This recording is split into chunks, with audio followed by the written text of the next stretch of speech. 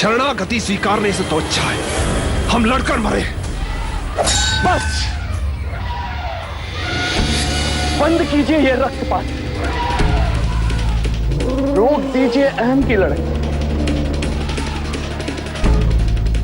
क्या पाएंगे आप?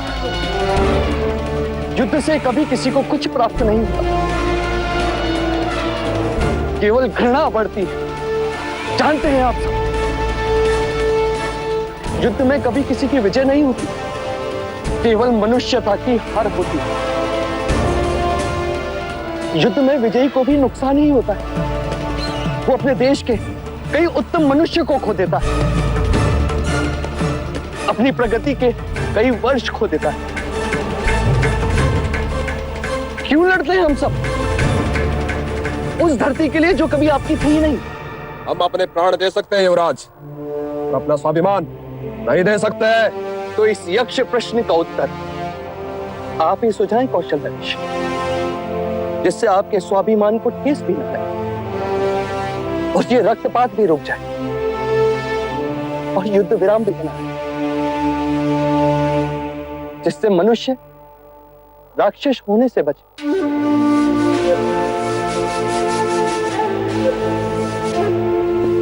केवल एक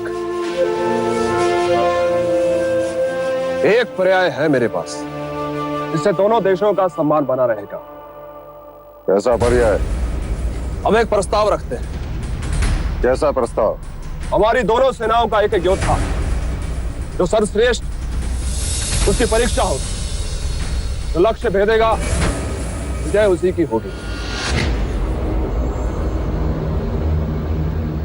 क्या शासकों को यह बात मान्य है? नहीं, कदापि नहीं। हम युद्ध जीत चुके हैं महाराज। मान्य। क्या आत्मघात होगा महाराज? हम जीता हुआ युद्ध हार जाएंगे।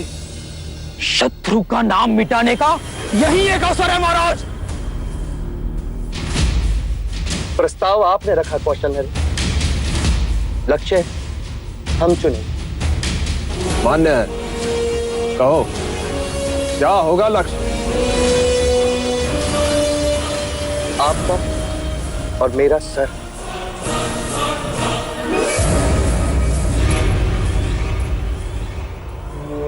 यह मुकुट ही राजा के अहम का प्रतीक होता है, तो क्यों ना आज हम इसे ही लक्ष्य बनाएं। आपका मुकुट मेरे सर होगा, मेरा आपके, और हमारी सेना का सर्वश्रेष्ठ धनुर्धर उसे भेदेगा। जो लक्ष्य भेदेगा उसी की विजय।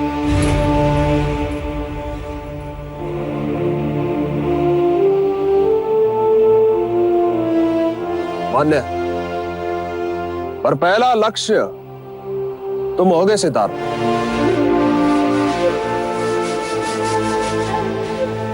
तुम मेरा मुकुट पहनोगे।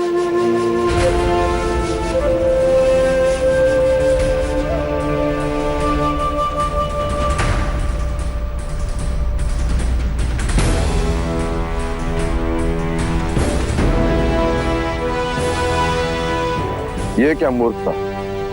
इसमें तुम्हारे प्राण भी जा सकते हैं। जहां इतने प्राण गए वहां एक और सही।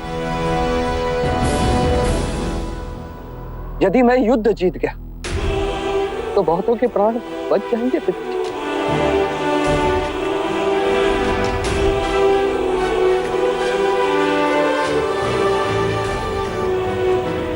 मैंने आपका मुकुट पहन लिया है कौशल नरेश।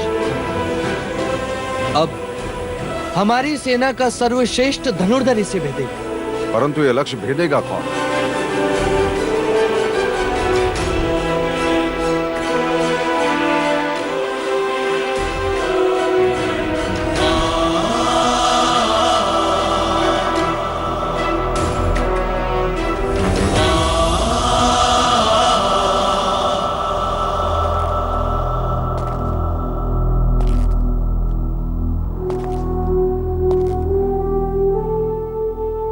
हमारी सेना में सर्वश्रेष्ठ धनुर्धर केवल आप ही हैं ज्येष्ठ।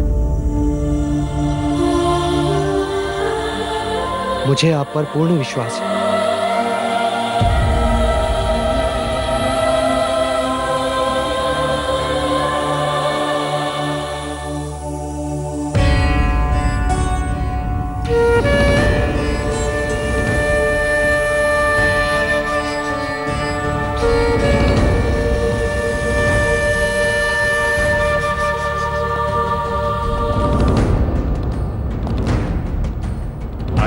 तुम्हारे साथ है पुत्र।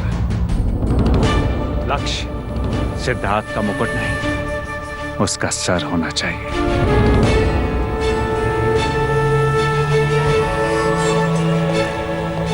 देवदत्त, शाक्यों का अभिमान,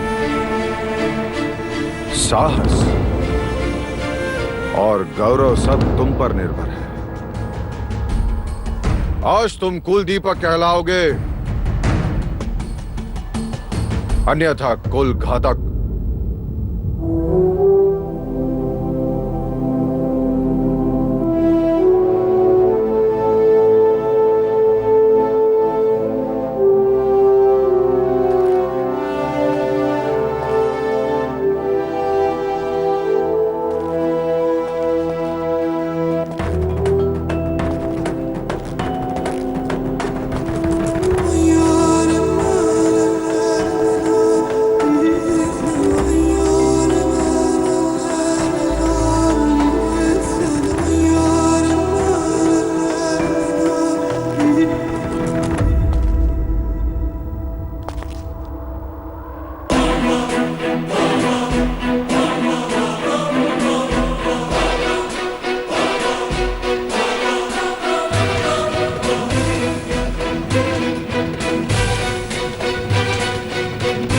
ये मेरा खेत है। इसे मैंने बचाया है।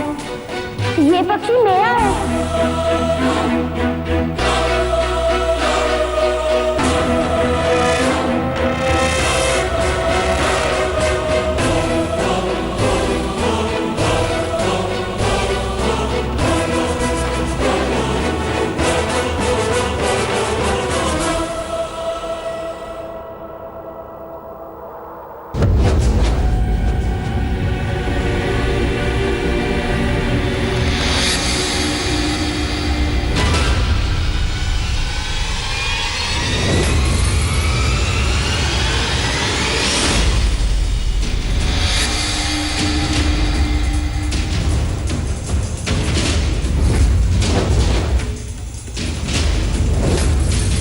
शाक्यों के विजयश्री का संदेश सुनने के साथ साथ मैं एक और शुभ संदेश सुनना चाहता हूँ।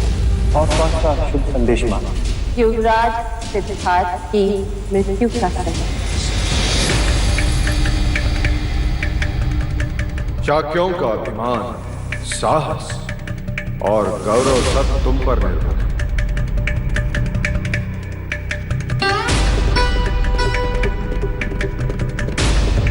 लक्ष्य सिद्धार्थ का मुकुट नहीं।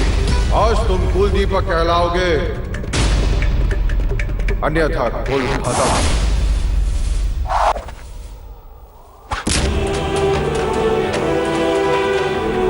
कुमार देवदत्त की जय! कुमार देवदत्त की जय! कुमार देवदत्त की जय! कुमार देवदत्त की जय! कुमार देवदत्त की जय!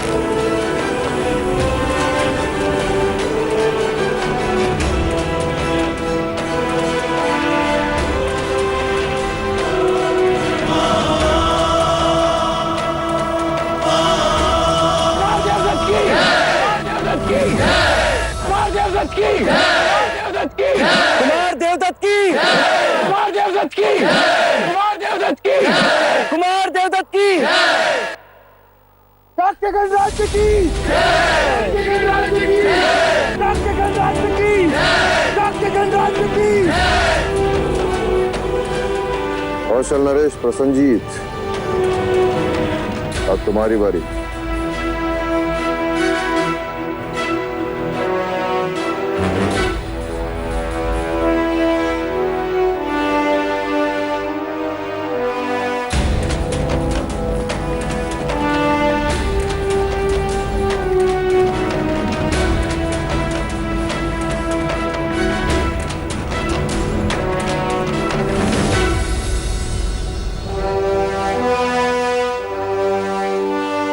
अप्रतिम, अप्रतिम।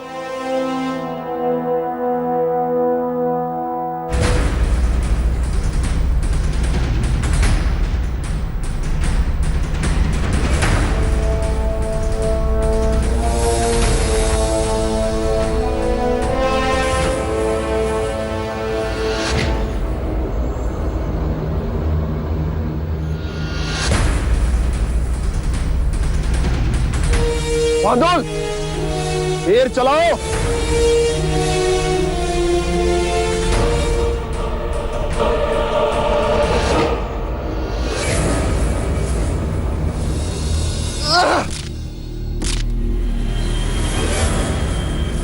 आदेश का उल्लंघन क्षमा करें महाराज।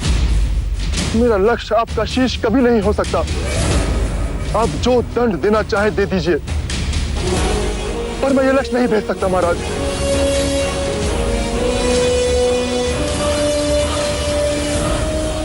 कोई है कोई योद्धा जो इस मुकुट को अपना लक्ष्य बना सके?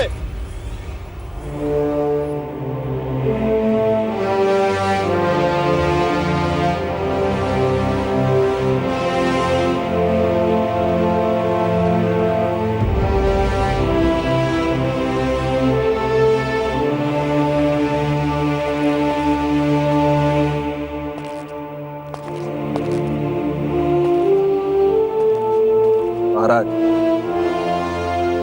राजा कितना भी शूरवीर क्यों ना हो, परंतु उसकी शक्ति उसकी सेना से होती है।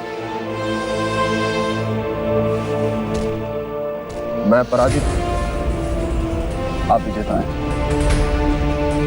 रुक जाओ महाराज, ये शत्रु है और शत्रु का सर शीघ्र अतिशीघ्र धड़ से अलग कर देना चाहिए। मैंने कहा रुक जाओ। याद है कुछ समय पहले मेरे सर पर तलवार रखकर तुमने क्या कहा था कि मेरे पैर छूकर प्रणाम कर और अपने प्राणों की भिक्षा मांग। यदि मैं चाहूं तो इसी समय तुम्हारा शिरच्छेद कर दूं,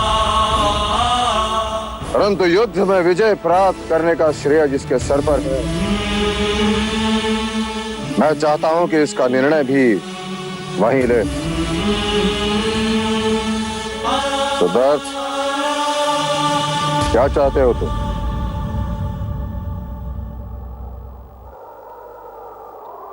क्षमा और शांति।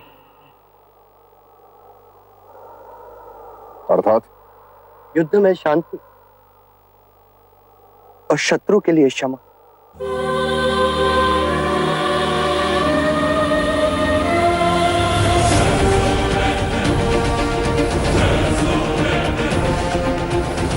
उठो प्रसन्नजीत। हम शाक्य शूरवीरों का सम्मान करना जानते हैं। तुम्हारे पिता महाकौशल एक महान योद्धा, उन्हीं का मान रखते हुए मैं तुम्हें जीवन दान देता हूं। महाराज, ये युद्ध नीति के विरुद्ध है। या शत्रु का सर काट दिया जाए या उसे बंदी बना दिया जाए। महाराज, इस पर कैसे विश्वास किया जाए? ये दोबारा आक्रमण नहीं करेगा। ये समय चर्चाओं का नहीं है। अब जो भी चर्चा होगी संघ सभा में होगी। हमारी कुछ शर्तें हैं प्रसन्नजीत। कहिए। युद्ध में हुआ सारा खर्चा तुम हमें दोगे और साथ साथ ये वचन भी हम पर कभी आक्रमण नहीं करोगे। मैं वचनबद्ध हूं महाराज शुद्धोधन। क्या इस संधि के नाम पर मैं आपसे कुछ भेंट ले सकता हूं राजा प्रसन्नजीत? प्राण और स्वाभिमान के सिवा कुछ भी मांग सकते हैं। वो सारे शस्त्र जो आप अपने साथ लाए।